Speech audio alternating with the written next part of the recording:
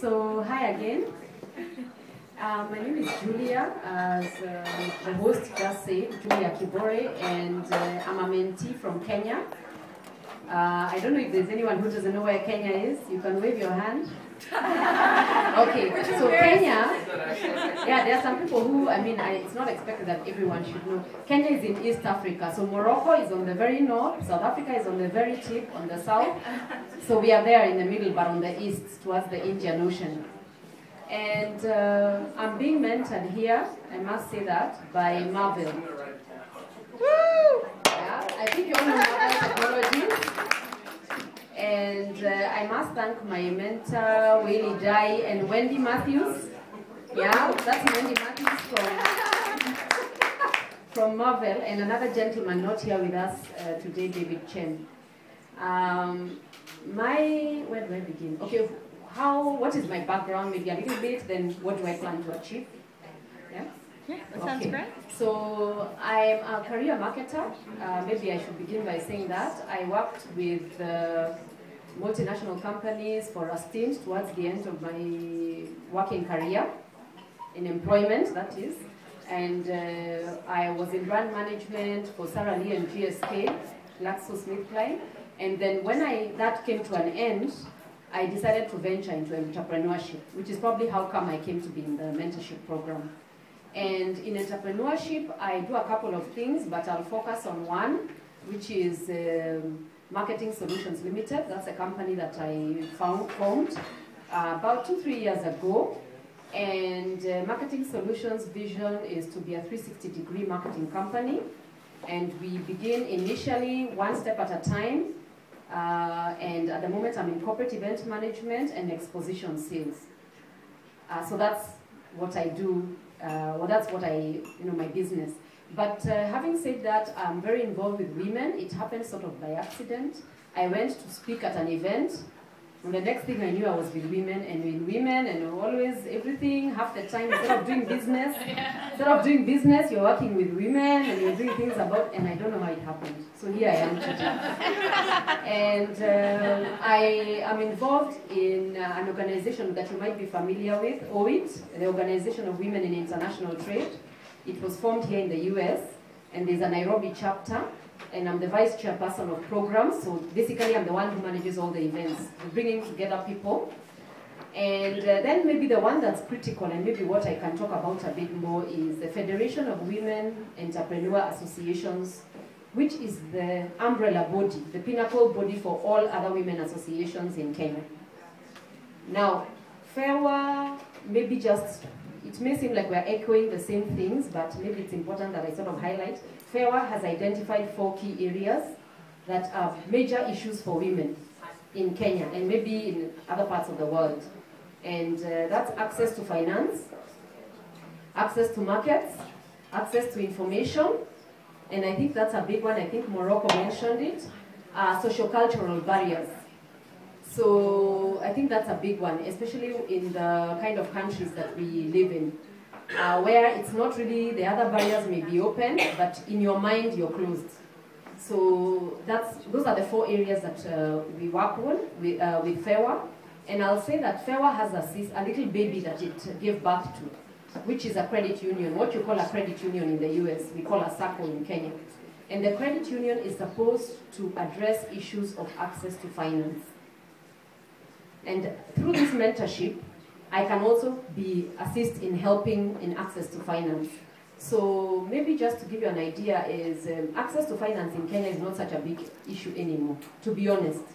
In that, there's a government program, Women Entrepreneurship Fund, Women Enterprise Fund that was set up by the government, where you can access like 50,000 shillings as a group. That's less than $1,000 to start a business. It's really very little. So depending on the strength of your proposal, you can get maybe like 10,000 shillings, which is like what? 100, I don't know, less than $100, $120. Then you go up, and the maximum that you can access is like $3,500. And when I talk about $3,500, which is very little even in Kenya, it's for a woman like me. I'm not talking about the woman at the grassroots. So you can imagine then that the issue is not accessing small amounts of money, it's accessing money that will get you out of the cycle of poverty. I think that's what we are trying to address in Kenya.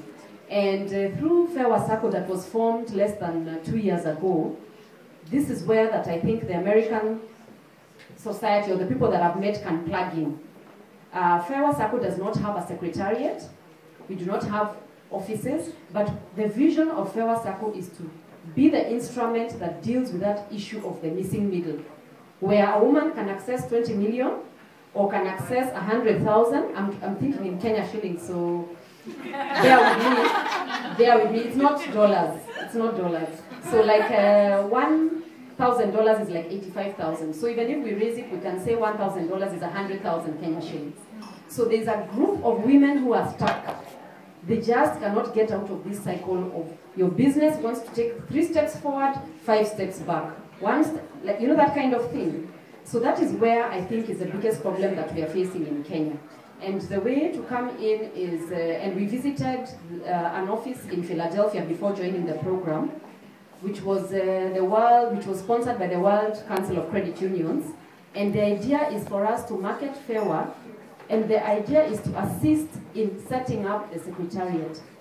And why do we need assistance? Because you would wonder, if there's a problem of access to finance, women should come running, isn't it? So why do we need assistance? And the reason is because we have been approached by women groups that are even 40,000. In Kenya, we already have the culture of women groups. That culture is well established, and that was how women empowered themselves. They would excuse themselves from their husband and say, we are going to meet with the women. In reality, they just needed a break. But in the process, they would go and meet and remove like 10 shillings, you know, like your 10 cents, a dollar divided by 10.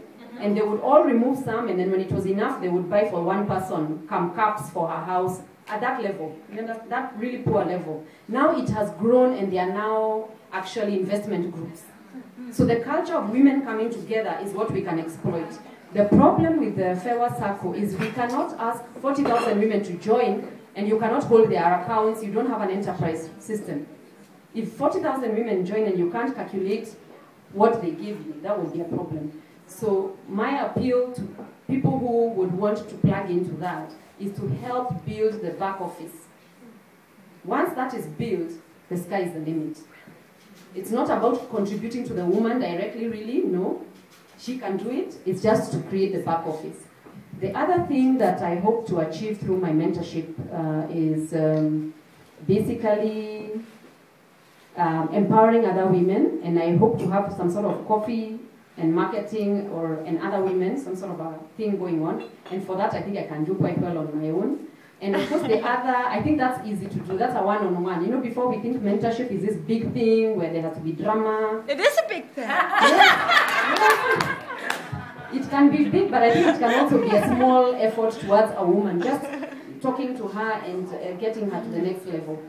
And then I also want to say that I want to, maybe I think if you educate every child, and especially in the space of technology, access to computers, you really get them to join the global system. So even if a child is in a classroom, and we have a lot of those, where the class doesn't have windows, doesn't have a roof, it doesn't have walls, it doesn't have a door. So basically that class is outside, and we have quite a number of those, where you put up a chalkboard and they sit on the ground. If you can enable that child somehow through accessing the world on a laptop, I think you've bridged a huge gap. You've brought up a citizen who can fit in anywhere in the world.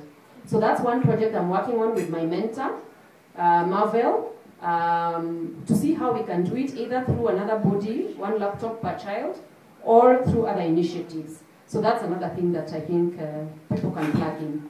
And I could go on and on and on, and I have, and I'll stop there. Thank you.